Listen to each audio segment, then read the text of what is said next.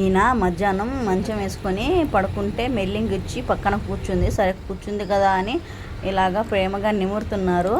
నిమిరి చేయి తీసేసుకున్నారు. తీసేస్తే ఇంకోసారి చెప్పు డాడీ అని చెప్పి మళ్ళీ అంది. సరే కాసేపు అన్నారు. అన్న తర్వాత ఇంకా చేయి తీసేశారు. ఇక్కడ చూడండి ఏం చేసిద్దో.